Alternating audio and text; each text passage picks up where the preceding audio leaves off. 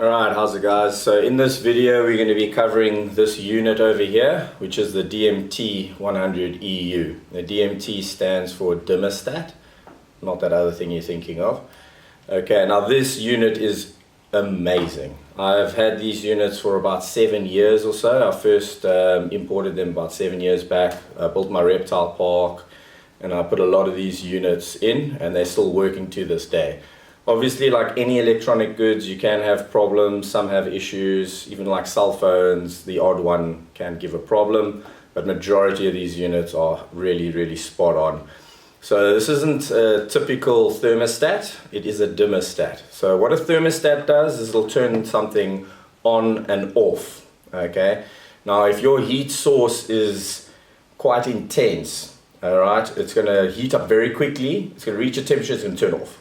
So then you might be getting something that's going on, off, on, off, on, off all the time, okay, which is a lot of stress on the relay.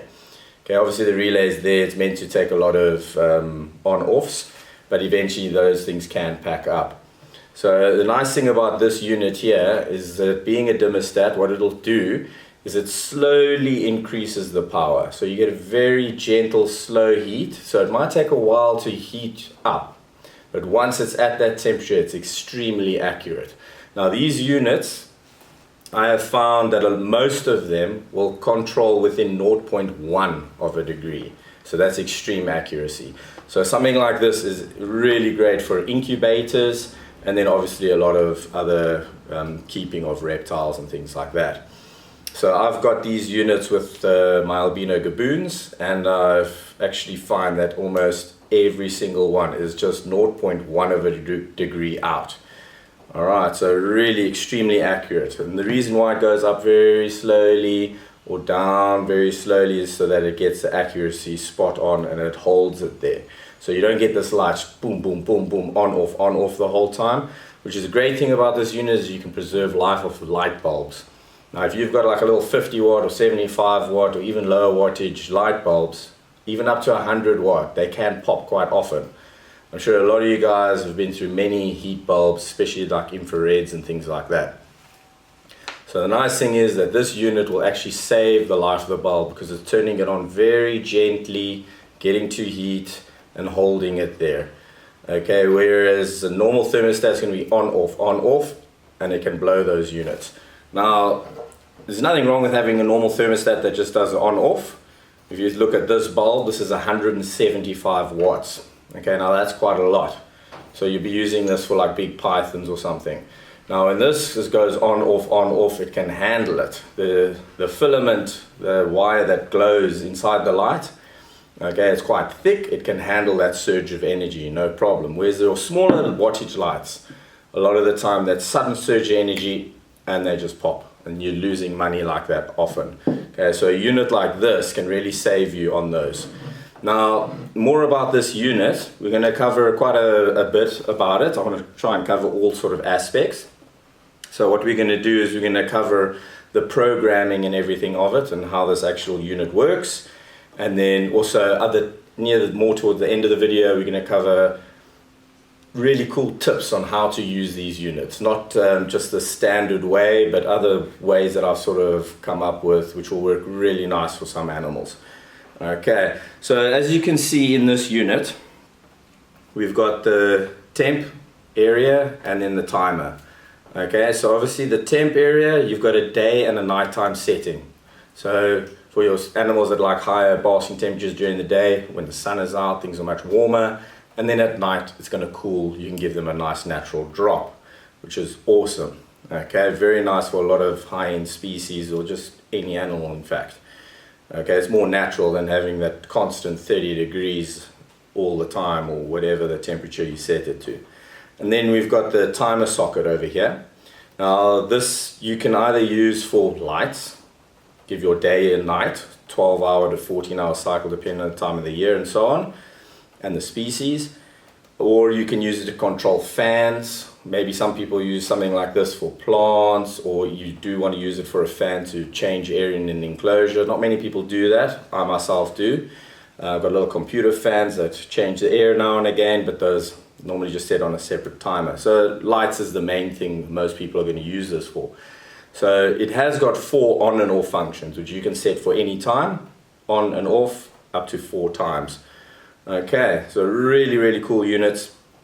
And as I say, I've been going at my park for a good 7 years now, and there's, in my opinion, nothing better than this unit right here. They really have surprised me big time, and definitely something I'll keep stocking and using for all my own animals. Okay, so what we're going to do is we're just going to look at the programming of one of these units. Currently, I'm the only person stocking these in South Africa. There are other units very similar to this unit in doing the same functions.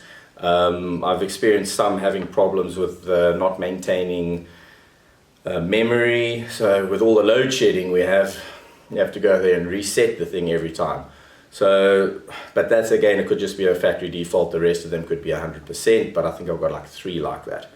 So these units, all of them are working 100% for me. And obviously if someone buys a unit like this from us and you find it's not working 100% or anything, we'll take it back and send you a new one, no problem. Okay. Alright, so let's look at the programming of this unit. We'll go through pretty much everything, all the way to silencing alarms and things like that. Alright, and then we'll talk a little more about how we can use this device for different animals and so on, different heating ways and things.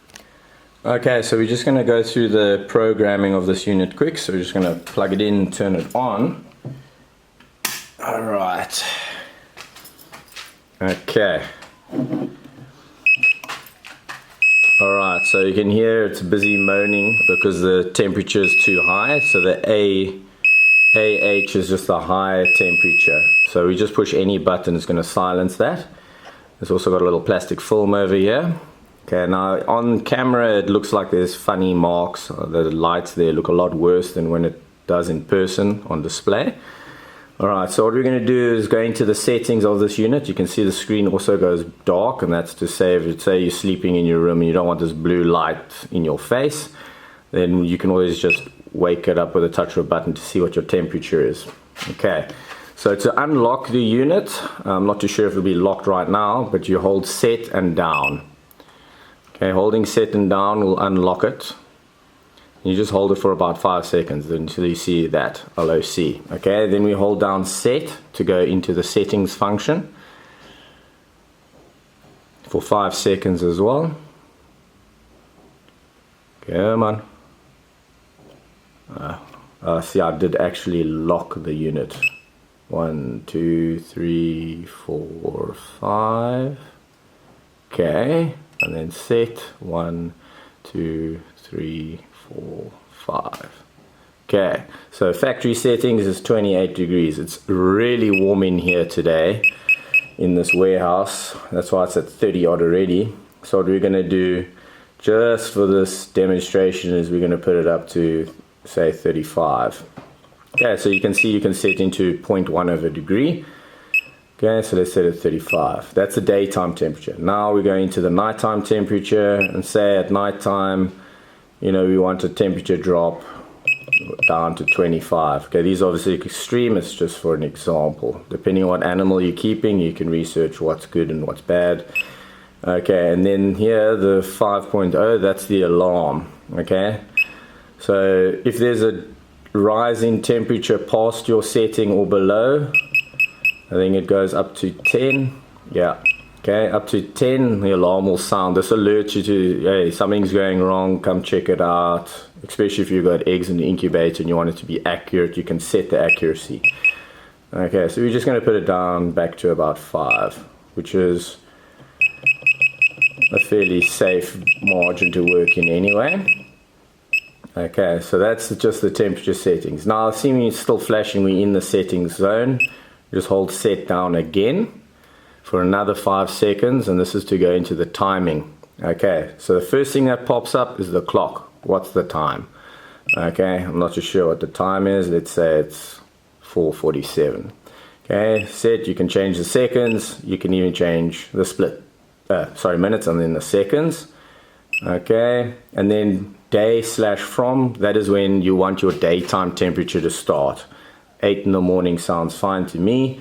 Obviously you can change it to any time, minutes as well, and then nighttime temperature, what you want, when you want that to kick in. Okay, so I'd say 6 o'clock is also cool. Maybe do it 7 or 8, depending on your light cycles and things like that. Okay, then timer 1 on. Okay, we're gonna do it, say, from 7 in the morning. Okay, and then off, we're gonna go till 7 at night. Right, so this you can also change time of the year depending on your breeding cycles and things like that. Okay, now number 2, we obviously don't want another on-off with the lights, so it'll be just set to 1 decibel higher than the last time you set it. Okay, so then we just make sure that timer 2 is on at that time and it's off at the same time, so it cancels itself out. Okay, so you just go through them. Timer 3 is on and off at the same time, that's right. And timer 4 on and okay, see there it went to 9. This all the units do that, so we're just going to drop it down so the lights don't come on for an hour at 8 at night, because that would confuse the animals a little bit. Okay, and then we're back to the clock. You can just push OK, and then there we go. Okay, everything is set. Now these units have got a battery, so that if they lose power, they will still remember everything. Alright, and then what we want to do, okay, while it's still open, is hold down and up together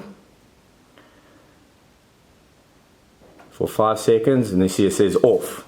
Okay, that means I'll turn the alarm off. Okay, there's certain times you might actually not want the alarm to go off. Say that your day-night temperature is so extreme that it's more than 10 degrees difference. It's best just to turn the unit off and it won't bother you. Okay. And then if you hold set and up together for 5 seconds, it says OPE. Okay. So that means it's open, is showing light the whole time. So this unit will be displaying like this. It will not go dark anymore. But as I say, if you're in your room and you don't want this blue light everywhere, then you just hold set and up together, and there it cancels. So then it's going to go dark. Alright, so then the screen will go darker again. But I think for this we just want to keep it open.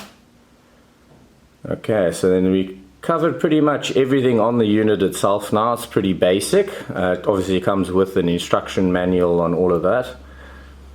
And the only thing left to do is to actually plug it in and see how it actually starts up and everything like that. Now obviously, because this unit has been on for a while, it's probably going to be at full power already. Okay, it's not full power, but you can see the light is fairly bright. Okay, what we're going to do is we're just going to unplug it, and then let's turn the unit off and on, taking note of the time. 14:50, sorry, 16:50 for an afternoon. Okay, so there we go, unit's off. Okay, then what we're going to do is plug this in, get this light so it's a little more visual here. Okay, so now the light is totally off. Okay, let's see what happens when we turn it on. Okay, so unit's coming on. Normally makes a beeping noise, but I think we turned all the sound off, so we're not going to hear the beep. And now you can see that the light is still very dark. Now you can see it starting. Okay, so it's slowly, very slowly starting to heat up. I mean, this light is blinding bright. And that's also the nice thing about these units. Rather than on, off, which they say your snakes can't see infrared, these lights give off enough light they can see them. That's why for a lot of animals I prefer to use heat emitters. But I mean, imagine this going on, off the whole time. It can be stressful on an animal. Whereas with a Dimmerstat like this, slowly and gently turning on, heating up, you know, that's not going to freak out the animal so much, and then it maintains it at a nice steady glow depending on how warm it is. Alright, so you can see that the unit is starting to brighten up. It's not getting very bright. Let's see if we just hold the probe here. Obviously the probe is what's going to measure the temperature. I mean, this light is a bit, oh yeah, it's pretty warm here now. Okay, so you can see how it's climbing here. We just want to see, look, it's starting to dim already, because it can see that the temperature is climbing quite rapidly, so it's starting to dim the unit. Alright. And then let's put it on something cold or cooler. Okay, so the temperature is up to 33 and it's not sort of coming down. Okay, now it's starting to come down and you can see that the unit's starting to kick in again, making it brighter, gently ramping it up in stages. Alright. Okay, so these units are really cool. Okay, see there's just switching over to dimming because it feels it's getting quite a large amount of heat quite rapidly. It hasn't reached the 35 yet, but because it's climbing so quickly, it's just starting to dim it. It's sort of preparing it so it doesn't overshoot. Because that's what you can get a lot of the times if you've got too high a heat source, is you're going to get your temperature overshooting, going way too high and then dropping too much. That's why you need to also make sure you put the right wattage sort of heating in. You don't want something, if anything goes wrong with your thermostat, that it's going to cook your animal. So you want to stick to a lower, just a wattage that's going to just do the heating plenty enough, but not cook your animal. Alright, cool. Okay, so then we're just going to cover a little more of this unit and how you can use it in not the typical sense, which I have done for a couple animals. There's some handy little hacks with this unit. Say that you've got an animal and you just want to control the basking visual light. Okay, your basking light is white, you give them heat, and then say at night time you don't want any heating or anything at all. Now I use this for a couple things like Cape cobras and indigenous species and hardy things like bearded dragons. You know, bearded dragons can have a nice high basking temperature of 35 degrees, and then at night time they don't need any heating because they can handle such high temperature differences. Okay, but that's one way of doing it. So what we'll do is I'll plug this unit into just an analog or digital timer, so that it turns the whole device on, okay, and then turns it off. Alright, so you've got your, say you've got need an animal that needs UVB light, that's plugged into the timer, okay, your basking light's plugged into temperature. This device controls the daytime basking spot, and then at night the whole unit turns off. But because it's got a little built-in battery, it remembers where it is. Okay, you could also just set the daytime temperature to the same as nighttime temperature, but the whole dimming fact is still to control that light nice and gentle, so it's not on off the whole time. So I have used the unit in that sense, so maybe for some people looking at ideas they can do that. Another thing which works really well is to have the temperature on something like a heat emitter. Okay, which gives off no light whatsoever, which is great. And then put your UVB and your basking light into the timer. Right, now what you want to do is you just want to put in a smaller basking light, something that's not going to overheat the cage too much. Alright, so you'll stick to the lower wattages, and I mean you get low wattages of like 35 watt, which is pretty darn low. And then if you want a temperature of 25, now say that little basking light of 35 watts or 50 watts is only getting to say like 30 degrees, but you want 32. Okay, that's the kind of thing you're looking for. Because what's going to happen is the temperature controller is going to kick in that heat emitter just to ramp it up that little bit more and get the daytime temperature just right. Okay, and then when your timers kick off, okay, so your basking spotlight and your UVB goes off, then you have the nighttime setting to control the heat emitter. So now you can have a day and a nighttime setting, which is really cool. So it might take a little bit of playing around and trying to figure out what the right sort of wattage is. Obviously you don't want to have to go and buy like 2 or 3 different wattages of one of these units, but if you've got a cage and you've had 100 watt in there and you're like, this 100 watt gets to like pretty darn warm, 40 degrees or something, then you know, okay, 100 is way too much, let's go rather with the 50. The heat emitter is going to kick in the rest anyway. Alright, so something like that works really well. So that's just a handy little sort of hack way of actually rigging these up, which works really well. Okay, so that pretty much covers the unit. Hope that's helpful to some of my customers who have bought these units or looking to buy more of these units. We do post them countrywide. Unfortunately, this video is mostly for the South African clientele that have these units. I'm not too sure who else stocks them where else in the world, but really a great unit. Works like a charm. Alright, cool. And then obviously with the probe here, you want this to be at the basking point. So if you've got a little critter that likes to bask in the trees or branches, you want the probe kind of up where he's going to be experiencing the hottest basking spot. If you're using a heat pad, then you want it fitted to the heat pad. Alright, now obviously you've got to be careful if you use some sticky tapes and stuff, that because it gets hot, that tape can kind of peel off, get stuck onto an animal. So you get an aluminium foil tape, which works very well, pretty expensive though, which you can use just to stick this probe down, or anything that's going to pin it in the right place. Okay, and these can be used in water as well, but I'm not experienced with the fish keeping and everything like that, but I'm pretty sure you can use it in that sense by obviously wherever the probe is and whatever you're controlling heat wise, it's going to keep that spot on. Okay, and I think these units can control up to 1,200 watts. Now that's a lot of juice. I think the hottest thing I'm using is a 250 watt bulb. Okay, well my one park, I've got a big red tick, she's probably on 2 units, that's 500 watts. So 1,200 watts is plenty. And then the light, the timer spot, that can only handle about 300 watts. Okay, you put anything more than 300 watts, it's going to blow.